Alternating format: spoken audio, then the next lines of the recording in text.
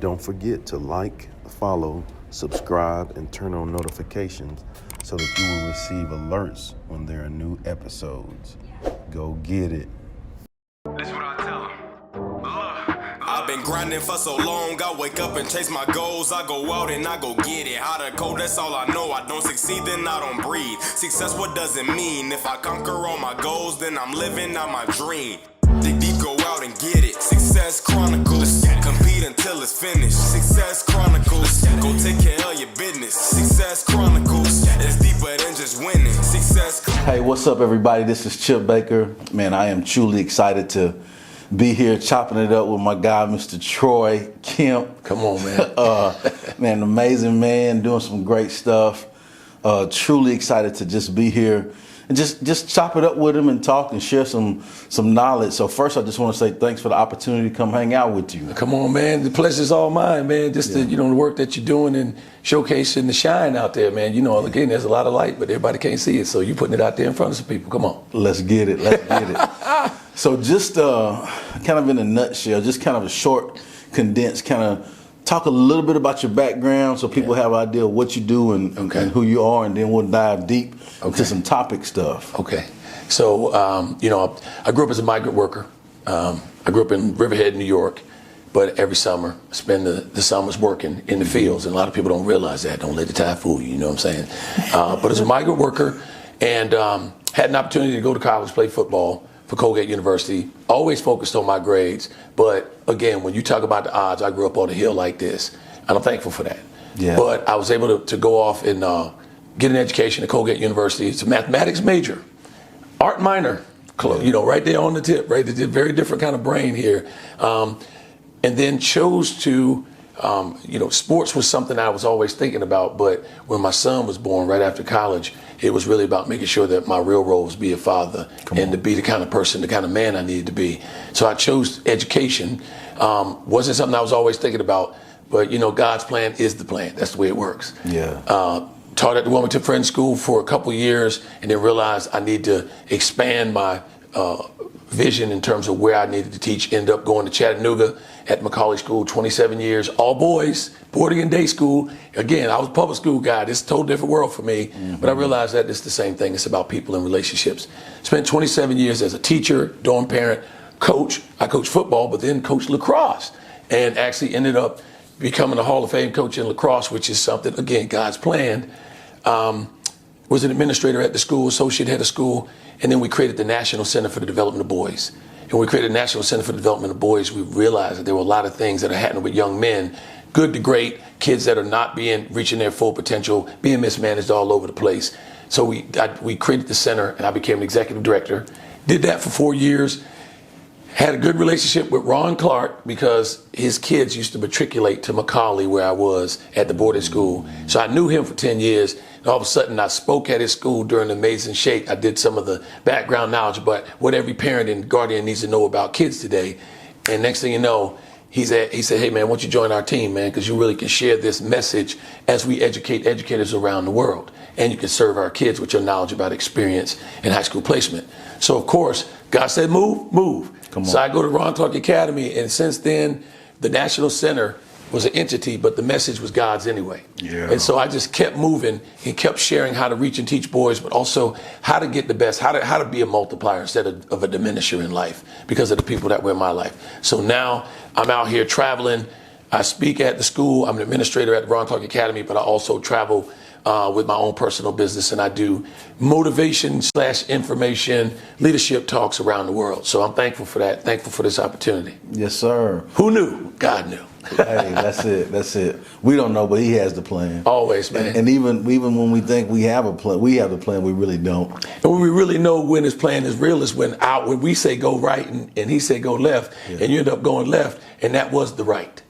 That was the right. Come on. I love it.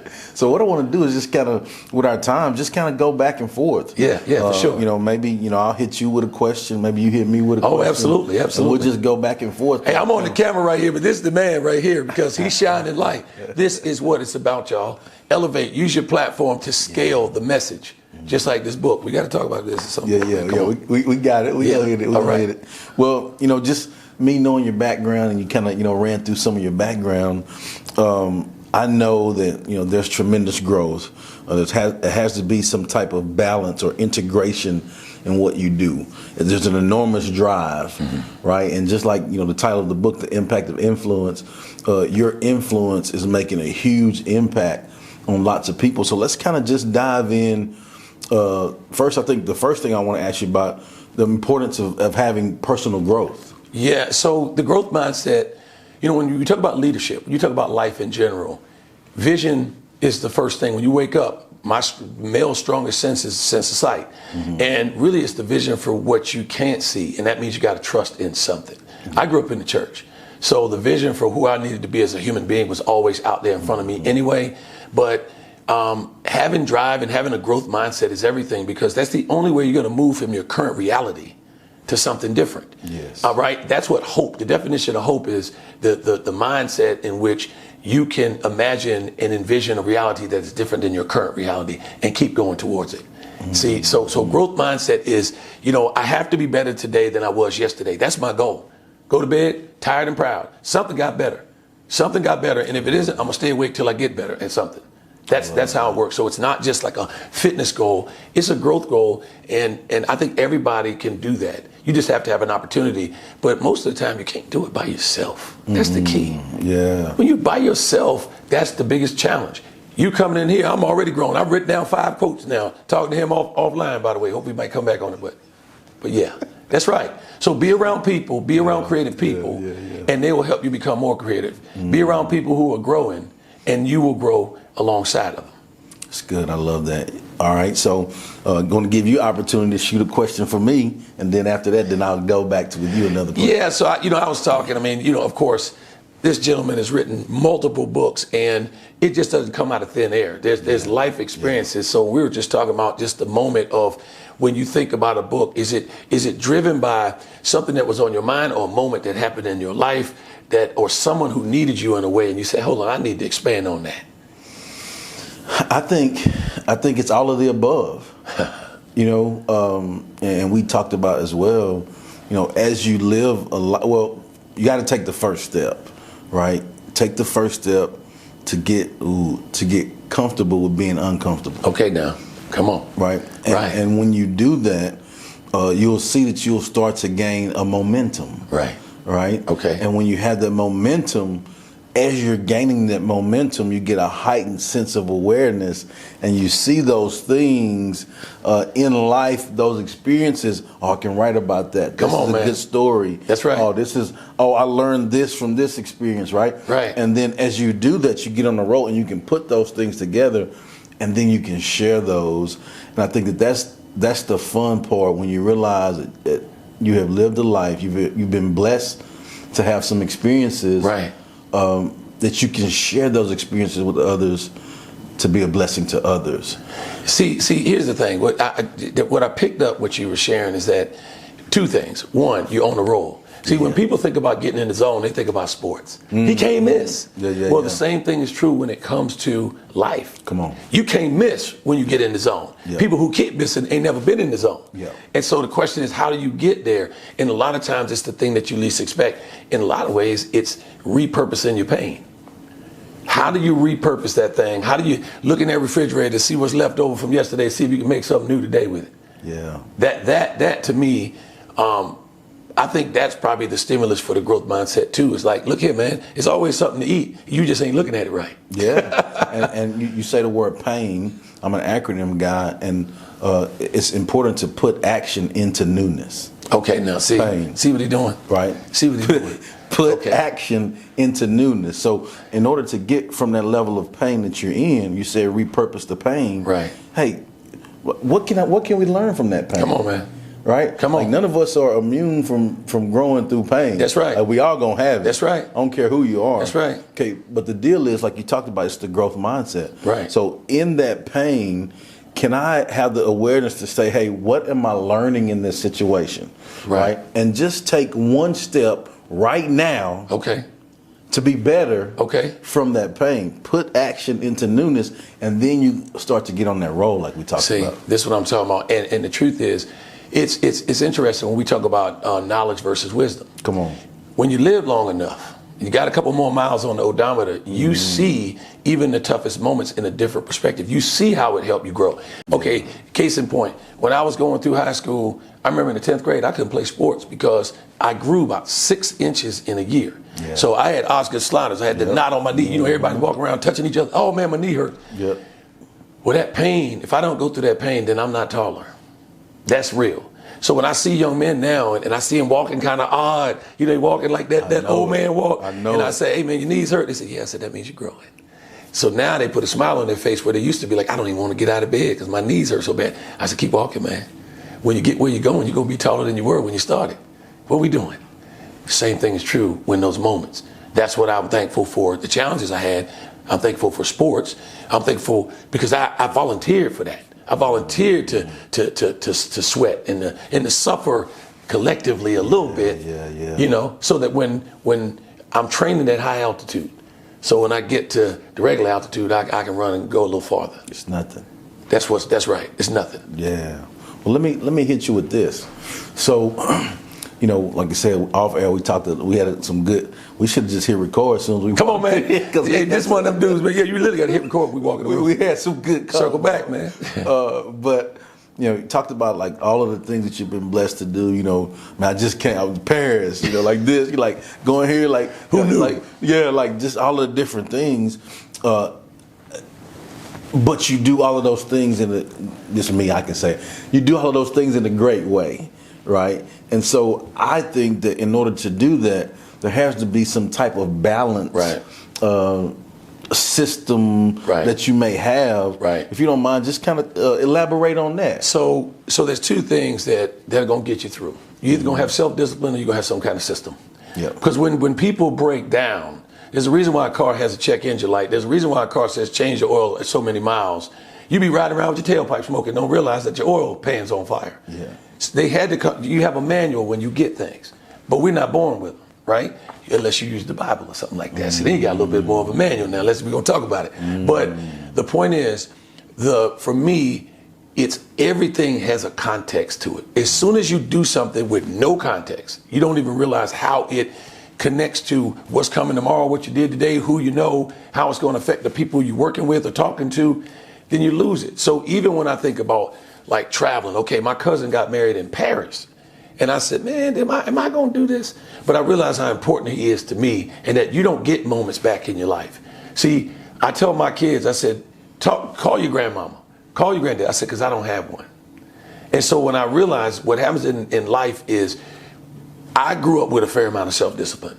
What I tried to do is create structure for people like who didn't kind of make their bed every day. We tried to put a clock on it and say, do it this way, give you a way to do it, show them what a made bed looks like, try to give them a system, an attainable goal, a vision for it, like a good coach would. Mm-hmm. But for me, I coach myself every day, man. I talk to myself more than I talk to anybody. I talk to myself, and that's called reflection. Yeah. I reflect silently on every decision I make. Yeah. I go, what does this mean next? I say what if. A lot of young men, believe it or not, one of the biggest challenges, they don't say what if enough. They just go. There was no what if. Now, there was a time in my life I didn't say what if for certain things. And I learned the hard way. You fix that by failure. If you don't say what if, usually in life there's a failure moment where you hit a wall and you got to redirect or reset. That's what happens. So for me, I learned to pump my brakes. So when I make decisions, when I do things, when I get dressed, I'm intentional, man. I study the best businesses and the best people. I'm watching everybody. There's something to learn, every single thing. You may be watching Sports Center for the news. I'm looking at the outfits. I'm looking at the shoes. I'm looking at the commentary. I'm looking at it all, man. I'm looking at the commercials. I'm looking at the screen that's on. Come on, man. How the TV on the wall, man. Yeah. I'm in a room right now, in this hotel room, but I'm looking at the decoration. I'm like, hey, man, I like that right there, man. Let's see if that fit. I'm already visioning how we put it in a different context. So again, for me, it's always awareness of what's the bigger picture. Zoom out. Your ability to zoom out is the greatest thing you can do. Get to the balcony and see the room. If you can't, if you're looking at it from the dance floor, it's a hot mess on the dance floor. That's what it is. Get to the balcony. Oh, I love that. All right, you want to shoot one at me? You got something? Yeah, man. So when I think about this, and you've interviewed hundreds and hundreds of people, and I think about it, is for you, is there sort of a common denominator. Like if someone asked you a question on one of these, what was one of the most interesting questions someone asked you? Because sometimes you pause on that. You know, somebody hits you. You know, because you always got to read the room on what you want to ask somebody. Because we done been through some stuff, and we ain't going Jerry Maguire, man. I ain't trying to bring no tears out in here. But I'll put it this way: what was your greatest growth moment? Ooh, that is so good, Doc. And really it gave me chills when you asked that, because when I think of growth, I think of pain. Come on. I think of sacrifices. I think of hard times. I think of like your background, you know, coming from tough situations, right, to where like, you know, wasn't a lot of people around me that's doing what we're doing. Come on, man. It wasn't no model for it. There was no model. Right. And so for me, I think about all of those things, and the things that have been the toughest things for me in my life, hardest, toughest things that have cut me to the core, have been the things that have helped me grow the most. And what's it? So it's interesting, because when you ask most people about greatest growth moments, no one really talks about the easy stuff. Yeah. I've never heard anybody say greatest growth moment and they said, oh, this is the time when I did something really good. No, it was when you probably failed, or you were at a point where you didn't think you had options. When, you know, my greatest growth moment is when my son was born. I literally, you think I grew 7 inches in the 10th grade? I grew a whole person as soon as he was born, because my role changed. Yeah. It was not about the W-2 and the W-9 anymore. It was not that. It was, you got an assignment now. That's forever. Right? That's a different thing. And to not know what that looks like, because I grew up without a dad, and to not know what that really looks like. I'm playing in the sandbox and trying to figure out which way to go. And so what I did is I surrounded myself by people who were getting it right. And especially in my adult life, in my working life, I was around people who had families intact, who sat and ate dinner together, who went and did things with their kids. And I'm not saying this, no shade, but a lot of times when I grew up, a lot of times kids were like inconvenienced. Because especially if they come right behind each other. Got one born this year, one born this year. And now it's like, who's going to take a walk with 7 kids? Yeah. Because there's a chance one of them ain't going to act right. So I ain't going. So now nobody gets to walk. But I really believe you take them one at a time if you can.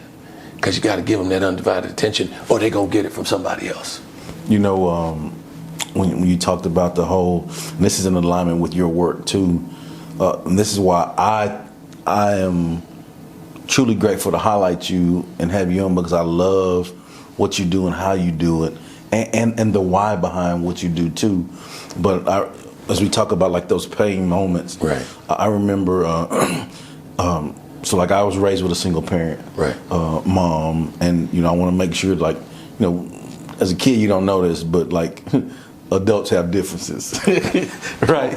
Yeah. Like as a kid, like it's your, like I don't, you know, and you kind of hold some stuff, but then as you mature and you learn some things, like, man, hey, grown people just have differences. They don't have anything to do with me. That's right. That's right. Right. Yeah. And so, you know, dad was in my life. You know, I want to make sure I always say that. It wasn't a deadbeat dad. He was a great guy. Right. Gotcha. They just had differences, was in a different town, right. but was raised by a single parent mom. And so, and I remember a little league baseball all-star game, and we were playing, and my dad came. He lived in Dallas. I lived in her, and he's 3 hours away. So he came to the game. Yeah. And like I'm waving, you know, I'm in the dugout sitting waving. We sitting in there, and my friend next to me, he never seen my father, right? Yeah. You know, he all he knows is like my mom. Yeah, right.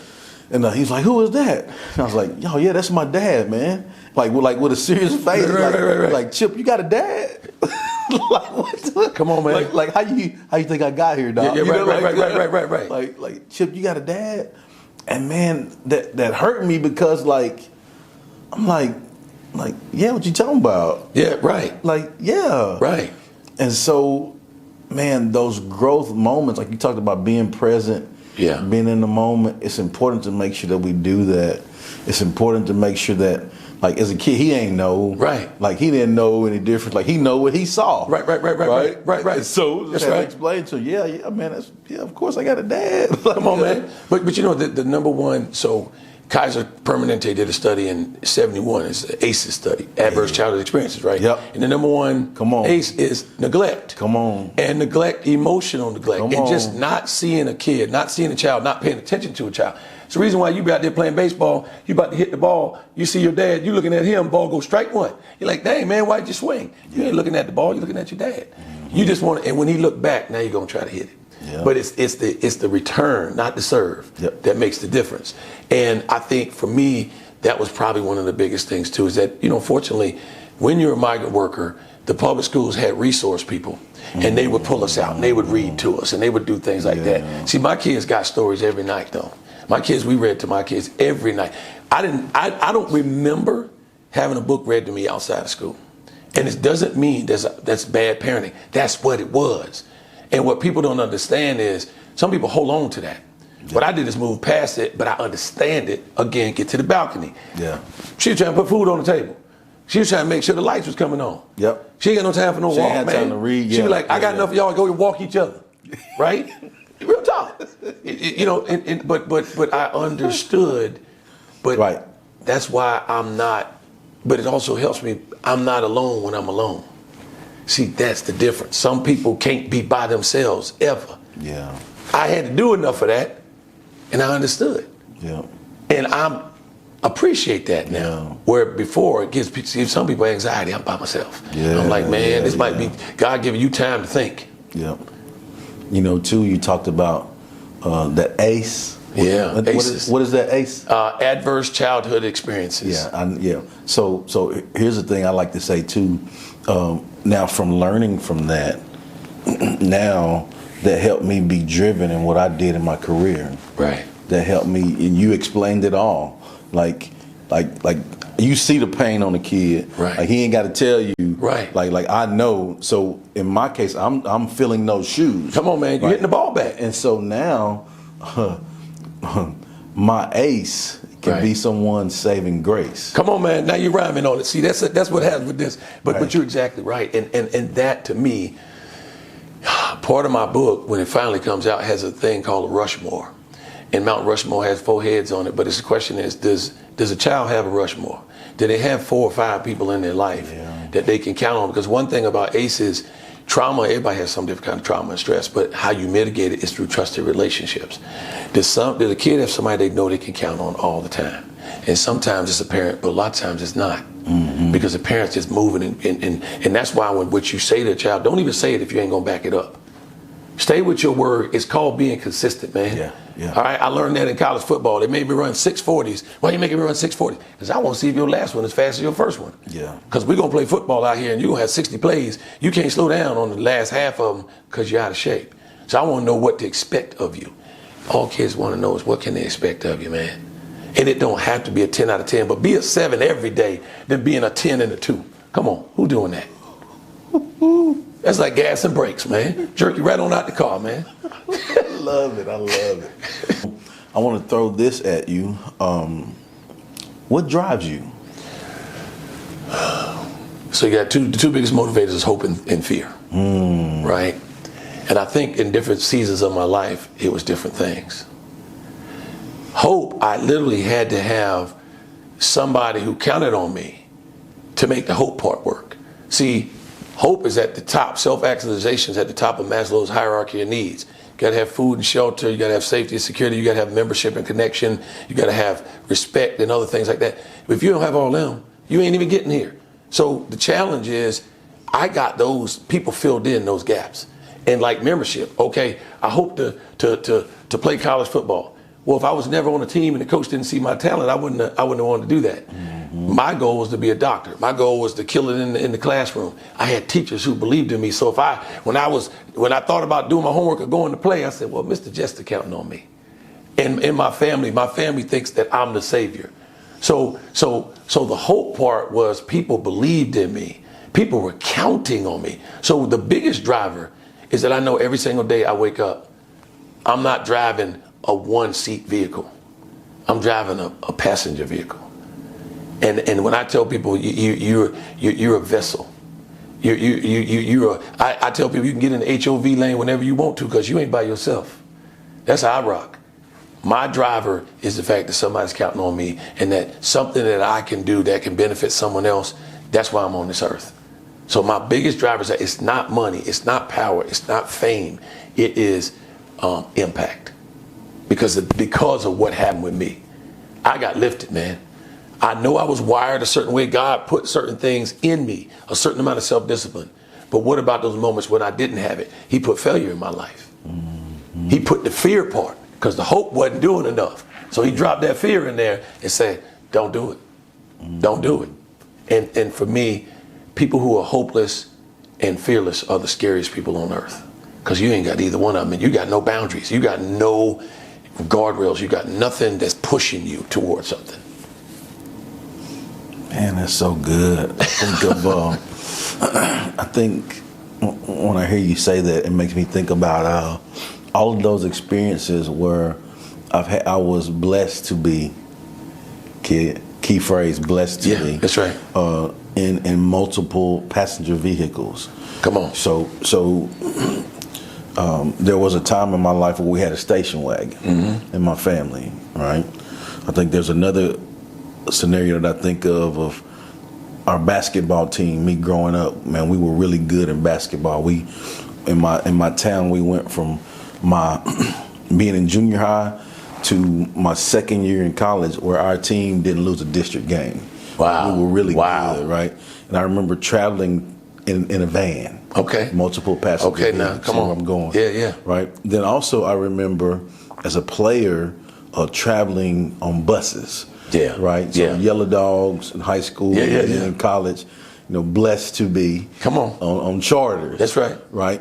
So if you look at all of those scenarios, station wagon, van, bus, man, that involves lots of other people. That involves lots of other people that I can learn from.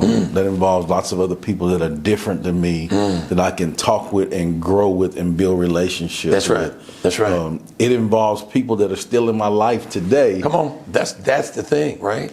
That are still in my life today that I have learned from over the years that have supported me.